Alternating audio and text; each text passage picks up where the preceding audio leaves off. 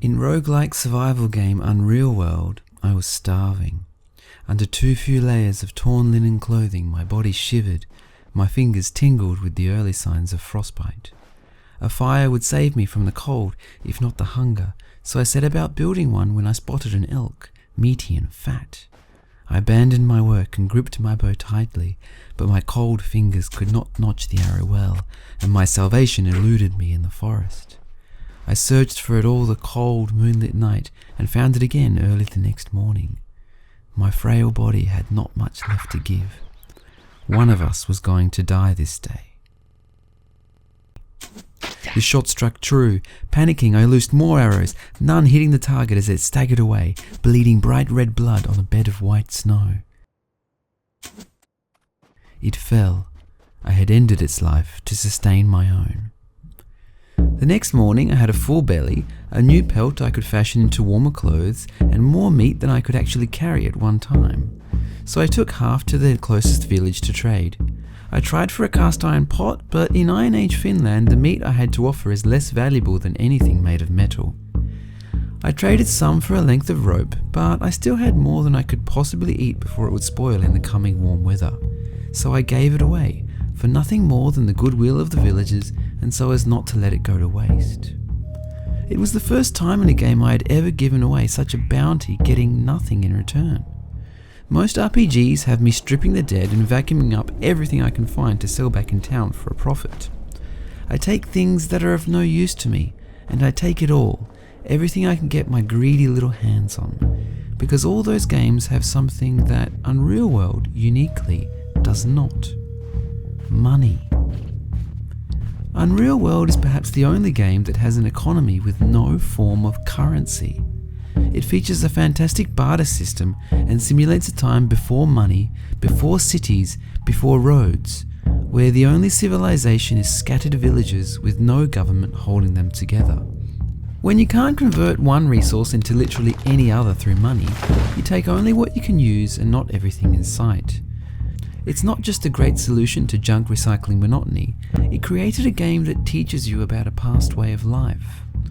Unreal World is a simulation of that past, a time machine built so modern world people like me could experience and learn from it. It was even once used in Finnish schools to teach children about the past of their country. For me, this game is about building a life in that time and place. I might build a small, modest log cabin and live there with my dog. Maybe I'll play a hermit who lives in a cave, a tent-dwelling northerner, or a nomad who sleeps in hastily constructed shelters wherever he goes. This is a rare game about experiencing a life in a world, not about getting richer or stronger. Skill increases happen so excruciatingly slowly that I don't even bother tracking them. While there is armor in the game, I wear only warm furs instead and simply avoid dangerous situations. While foreign traders sell magnificent swords and battle axes, I carry only the tools that I need for hunting and cutting down trees. So my playthroughs are not about battles or about owning more things. It's the only permadeath roguelike in which I don't die, and the only role-playing game where I don't level up. But not everyone plays like I do.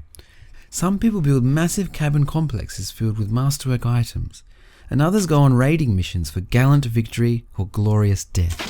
But like many players, my characters don't strive for more than the average person, more than the guy next tent. It's the only game where I build a simple life instead of a legend, a legacy, or an empire. Unreal World is a game that only someone living in rural Finland with a deep connection to nature and the past could have made. Unlike creator Sami Martinen, I'm not willing to go that far, but his Unreal World reached out through the screen into my real one. It made me think about my own materialism, my own desire for things and money, for numbers going up. I realized I have a lot to learn from the rare games that represent philosophies outside my normal sphere of influence. Almost every game I've ever played has been made by and for capitalist society, reflecting capitalist ideals and values. But in this game, a simpler past exists, one in which I share resources and live in a beautiful, natural world. In the present, I live in a numbered concrete box, hoard things, and buy fake happiness with imaginary numbers.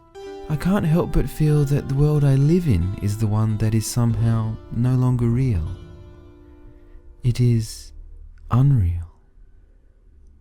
I don't get to make videos as often as I'd like, so if you're interested in more, I really recommend Gamer Ray's channel, specifically this great video about choice and consequence in RPGs. And if you'd like to get more stuff from me, consider giving me a buck on Patreon. Patrons get cool stuff like the transcript of an interview I did with Unreal World's creator, and a written review which contrasts the strengths mentioned in this video with the weaknesses of the game. Thanks.